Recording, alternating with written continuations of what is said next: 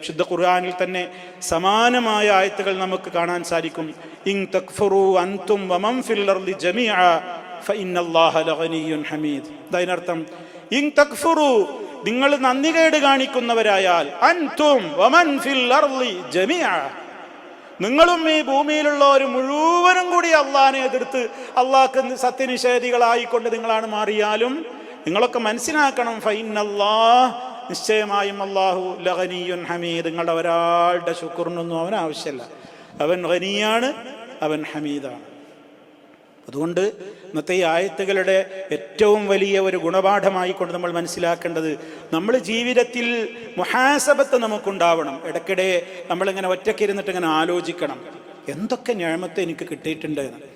അതിൻ്റെ പട്ടിക എഴുതാനൊന്നും നമുക്ക് എഴുതാൻ കഴിയൂല. നമുക്കറിയണ നിഅമത്ത് എന്ന് പറഞ്ഞാൽ ആകെ ഇഷ്ടം പോലെ അടിച്ചു പൊളിച്ച് ജീവിക്കാനുള്ള മുതലുണ്ടാകുക എന്നാണ്.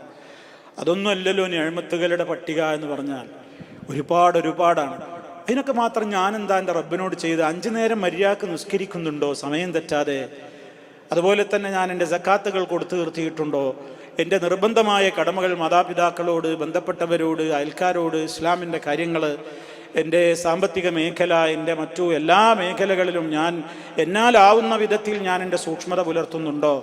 എൻ്റെ ജീവിതത്തിൽ എന്തൊക്കെ വന്നു പോകും? ഇങ്ങനെ ഒരു മുഹാസബത്ത്, ഒരു ആത്മപരിശോധനകൾ ഇങ്ങനെ ഇടക്കിടക്ക് നടത്തുമ്പോൾ എത്രത്തോളം നമ്മളൊക്കെ ശാക്കിരീയങ്ങളാണ്, എത്രത്തോളം നമ്മളൊക്കെ ശുക്റില്ലാത്തവരാണ് എന്നൊക്കെ നമുക്ക് ബോധ്യമാവും. അങ്ങനെ ഒരു പരിശോധനകൾ പലപ്പോഴും നമ്മുടെ ജീവിതത്തിൽ മാറ്റങ്ങൾ ഉണ്ടാക്കും.